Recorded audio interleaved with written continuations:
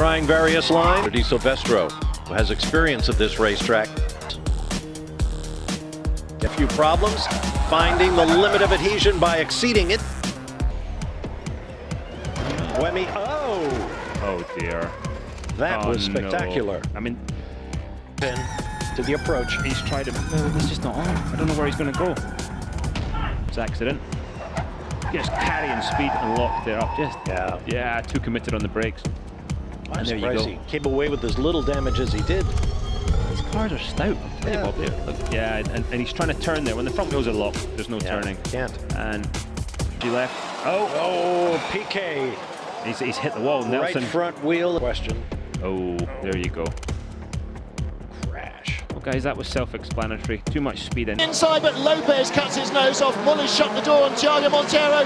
Out backwards goes Rob Huff. He was helped out by somebody or other.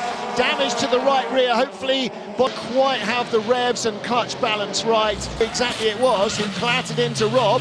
Tarquini, hits teammate Valente, and Valente then hits Rob Huff.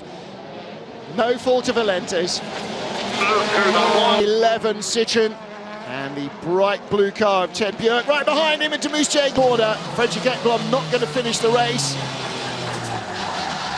Now, was that a breakage or was that contact? Hard to tell. What we need to see is Tom Coronel's view of that.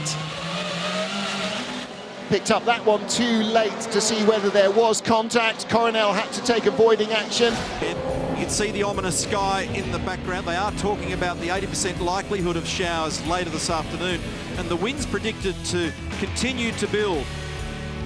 Scotty Pye makes a mistake. That'll be a place that makes him shiver down there when you stop and think about what happened to him in the Lucas Dumbrell hole several years ago. Craig Lowndes gets it all crossed up over the top of the hill on the run down between turns 1 and 2, picks up a little gravel along the way, and he was immediately... Variety of lines down here at the hairpin. This is Dale Wood. Same thing, it's actually the curb that's tripped it. A little bit too much pace and 180-degree spin off the back of today, but we've got this blustery north wind that's been beating the racetrack and everybody here for the past 6 or 7 hours, and it makes it very difficult to be able to pull the cars up at the end of the straight. It certainly does, and the difference between a great lap here and a good lap is a car length or two under brakes session, that as the wind direction was into the guys in the main straight and effectively a tailwind into the hairpin, you've got to read those conditions. They were changeable the whole session. Scott Pye was on the to get up to 8. There were so many cars off the road at turn 2, turn 3. That was Rick Kelly. And a lot of this is about the brake modulation and again being able to read the conditions. It was really restructured team. Mostert also was very fast. He only ended up... You can see flying there is from this man on screen, Craig Lowndes, who was on a very good lap until he got to the final turn, but the blustery crosswind rim on the left rear of Will Davison's car, and off the road down here, Andre Heimgartner, car number 3 at turn 2. Very easily done. Next-time champion. Big trouble. Yellow flag out. That's a big accident. Gardner. Heimgartner or Percat. It's gone across his nose. And it's so close to hitting that guardrail on the left where the flag marshals were. Locked, won't make it in. So that's just under... Part of the circuit, not making a mistake. Oh, those first few laps of fence. He's off. He was out of control for about 150 metres in that zone. So look at the rears. So the brake pedal's on the floor, so the fronts have faded. So he's got hard brake. And yes, that's what's happened. He's basically tucked that under. The wheels have been locked for 150 metres, and that is a high-speed exit. That's 266. Oh, big trouble down here at turn 4. We've got Heimgartner, Waters car there. You can see the trail of oil there. They're all off. They're all off. Then Gisbergen's off. Mark Winterbottom's just got him. So Waters is fired up there. Can't stop it on his own oil. Leaves the telltale trail. There it is.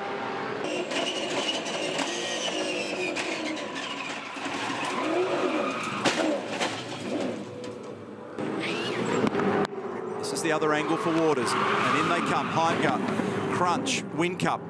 And then about to arrive on the scene, unaware of the fact that there's so much oil there, is this man. Race leader Shane van Gisbergen tried to stop it. Had full left lock on, was on. Got it done. Uh-oh, Matt Spratt. Oh, that is... yes. Copped a decent shot from Nathan Pretty. He didn't know he wasn't clear of Pretty and went flying across the racetrack and got Walton. So you watch this. Pretty was already on the outside of him. And the young kid, someone's had a huge off just in front of Cedars. And that feeling is going to be very sideways by this point. What on earth happened there? Was Kim Jane involved with that, or was he just coming into the pits? Oh no, nothing to do with that one. I think you're right. It started more in turn 6. He just finished in turn 6. Wheel, yeah, that'll do it. Just those rumble strips here are quite aggressive, and they will unload. Locked that left front for a tiny split second. Oh man, that went around in a big way. Corner, which is where Grove came in big time. He aborted the corner altogether. He's like, nah, I've missed it, I've lost it. Tyler Everingham in behind him in a big lock-up. Oh, he's not going to make it. He crashes into Jordan Love and the leader. He took Will Brown out as well. Oh, man. Oh, dear. Yeah, just gone in way too hot there. Gee, speared both of them. And he's made contact there, I'd say, Love, with that barrier. So look, he didn't go in too deep, but he locked the front, and then he's decided, I think, oh, there's actually some room here to go up the inside. And I'd say this is a huge moment. He's gone off at a really rapid rate of knots there. That's a monster. So that was Nick Rowe, who had to jump on the curbs to avoid McGregor, and then McGregor ran himself out of road. And around he went. That would in your minimum speed in the corner. Oh, whoa! And around goes Takuma Sato back into the wall. And that's a hard hit right there. He just looks like Paul. He got in there to one and just way too loose, and it just came around on him. Take a listen to this. Well, we didn't have the audio, but I promise you it was a big boom. Violent. And so thankful for the safer barriers for an impact like that. And you got to remember, the teams were here for 2 days testing. Right. Oh, time. We've got another car into the wall. This time it's Hinchcliffe. We'll ride along with him. Wide open and just loses it. Right in the center of the turn. And that was not just like a gentle loose. That was just a snap gone. Absolutely no chance. No chance to correct it or try to get out of it. It just snapped, and it was all over. Parts flying. Looked like they went over the fence.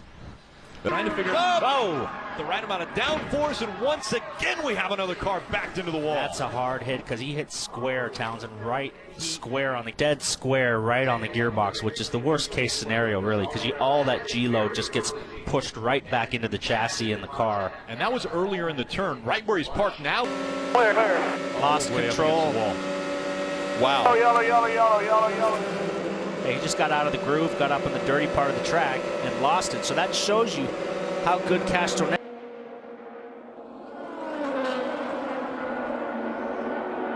Carlos Munoz right up against the wall, may have got into the wall. He had just pitted. Looks like he might have a tire down. Too wide as they go. Oh, they touched. Not enough room, and around goes the 83 of Charlie Kimball. Kimball spins. Great. Coming down, almost the pit lane wall. And there's damage to Newgarden's car. That front wing is broken, so double whammy. I mean, Newgarden's got to come in and now get a wing. We've got a new steward format here in IndyCar. Right. It goes to a vote of 3. We've got Max Pappas, Dan Davis, and Ari Leyendijk, and they're going to probably review that and have to make a decision. Was that avoidable contact? Well, and look at these guys. They're getting more racy now. Into the wall. Hold it. Stay up there. Stay up. Get dirty this late in the race. There's so much stuff, and watch this. He just cannot turn anymore. Hard contact on the right front. Look at the replay now. He's gone on the rumble strip, and it's the end plate on the left of Gutierrez, as he had a problem. No, see, he was just behind then, forming a queue, but not on this particular. Now he has a massive engine failure. The Williams goes up the inside of Lewis, and I think McDonald got a brilliant start ahead of Jensen, I should say. So. Yeah. Oh, and that's where we Ricardo got slightly different tyre combination. Suzuki just confirmed to me, so they've gone with the softer option. Compilation, Spargaro, front end tucks away just like his brother, but on different machinery. Well, he had to scrub off a lot of speed. He's doing it again. Yoni Hernandez, down he goes. I'm sorry, but that was coming. You could see that coming of the session. A 1:43.066. Oh, Pal Espargaro's down at the first corner. Second. Oh, blimey, that didn't look too good, did it? Looking very nice action, I think. As what you saw yesterday, pretty much with Yoni up the inside there of how Haneke, she was so Haneke there, was really lucky not to get wiped out. So far. There is just the aftermath of Jack Miller crashing. Turn one. Front end just... Yeah, he was trailing the brakes going into the corner. Marc Marquez. We're still 1.5 seconds off the ideal time from 2015. Here we go. Yeah, he just got it out of shape going in. Oh, Guevara's gone up the inside. He's lost the front and he's taken out a lot of them. Is it? Oh, dearie me. Well, it's a game of skittles going on there, wasn't there? Well, it's good to see that they're all up, but Bagnaia's already... Well, that looks like 240 local. Oh, Lorenzo's down. Jorge Lorenzo. We were just giving you an updated schedule. Jorge Lorenzo badly damaged factory. It's a really, really tricky turn, that turn. Well, how many riders, Nick, have we seen caught out now in the braking zone for that first corner? Marquez Lorenzo. Wow. But how, if you go over the limit, that's what happens. Oh, Marquez. Marquez. Is that a turn one? It is.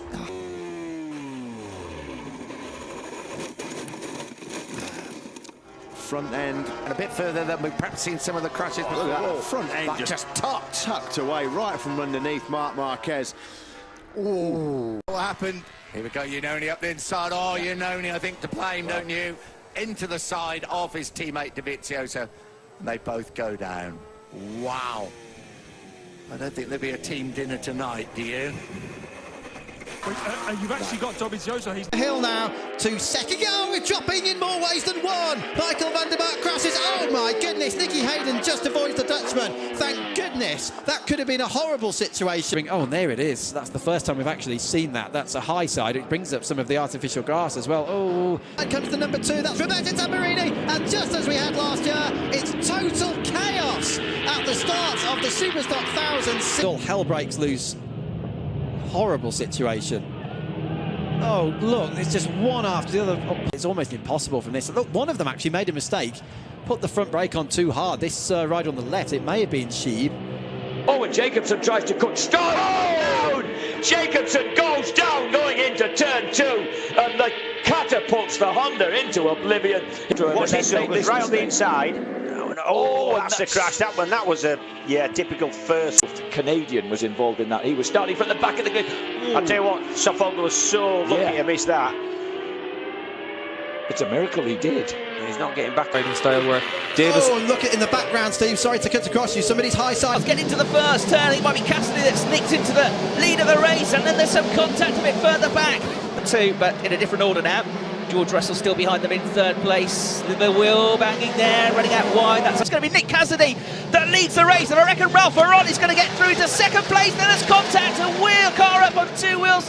2. It was lively on the way into the first corner. Max Gunther got sucked into it. A bit of locking up. Ben Barney-Coat clips over the curbs. The car that went up onto 2 wheels was the number 22 machine of Joel Eriksson. So I thought it was the motor park car, and it was.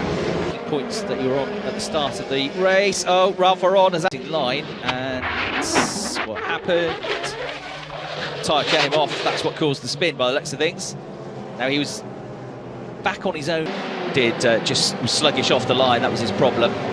And there we just caught a glimpse of that on the original start shot. That was up into the air. The number 9 car of Sergio Seticavalli is going wheel to wheel with Harrison Newey. Look at this. These bet could not be close to the 2 teammates touch. And Harrison Newey sent it to a spin. Oh no, what a shame. 2.5.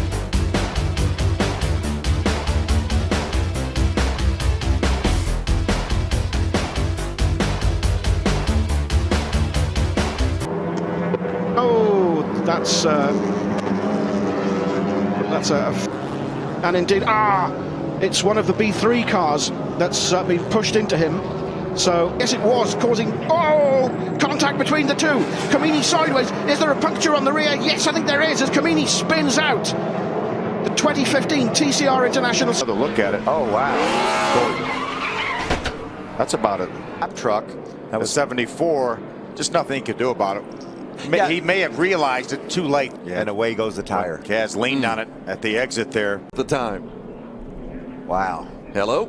Yeah, Ryan Truex committed to the bottom of the racetrack. And Spencer Gallagher said, it's my position. You see, he pulled out a little bit late. Spencer may not even have realized it. He pulled out so late. Oh, Parker was on the inside. I know he stayed out. Oh, and he just spun out Spencer Gallagher. Oh, now he's going around. Hold the brake. Look at the job these guys do to avoid those vents. Talking about him, and away he went. Giving him a little TV love, and next thing you know. Well, really doing an outstanding job to this point, certainly. First ever start here in the Truck Series. No place for Tyler Reddick to go, as well as the 98 of Rico Abreu. Well, Spencer Gallagher, he battling for space, but it certainly didn't appear, you know, Gallagher was far enough in there to try to swipe that spot. First little bump didn't knock him around, so the third one pretty much did. We just got to keep trying. Yeah, a lot of contact for the 23 of Spencer. Looks like Ben's going to get a little bit of help from Christopher Bell. Just ran in the back of him. Ben does a great job of spinning. Got him 3 wide in the pack. Christopher Bell going around. The 00 of Cole Custer damaged. They're 3 wide off the turn, and you can see there Cole Custer just gets squeezed. Look at Matt Crafton there. He gets into Cole Custer. Cole gets way out. Suarez way outside on the outside. And there's a 05 going to nudge the forward in the left rear quarter panel, and turn him into the outside wall. Trying to hold off Timothy Peters and Ben Rhodes. Haley almost spins. Rhodes does. Yeah, turn forward, back of down. Got a little bump from Timothy Peters, and that upset him. Upset the truck. Got into Ben Kennedy a little bit and collected others. Suarez took a pretty good hit. Ooh, the 29 of Reddick. Tyler. With 27 seconds to go in this session, there's the brake lock up, and the way we stand in the booth, Jeff faces. Whoa, whoa! Oh, no! Around he goes. Hold the brake. There's a... Oh, wow. Brian Scott right behind him. Yeah. Oh my! I mean, he does a heck of a job holding on to it, but still just carrying too much speed there. We saw this happen in qualifying with Trevor Bayne. You drive in, and when you get on the brakes, especially depend on your brake balance. If you got too much to the rear, we get what we call wheel hop, and the rear tires just start to lose grip and chatter going in there. You lose control of the car. Can't slow. Ricky Stenhouse. Yeah, it's interesting what happened there because the 17 sort of left the door open for him. The 7 dives down in there. And then makes contact. You know what that looked like? It looked like the 7 thought the 17 was going to let him go, and then the 17 decided he wasn't going to let him go. That's one of those spotters things when he says he's in. There could have been some contact with the 32 maybe a little earlier back in the corner, but he just gets loose, it looks like. Boy, I tell you. Wow, look at the 15 get into the 32, turn him sideways. Well, he didn't want to hit his teammate. Well, and he's trying to get by that wreck before he. Oh yeah, the 32 got in the back of Annette.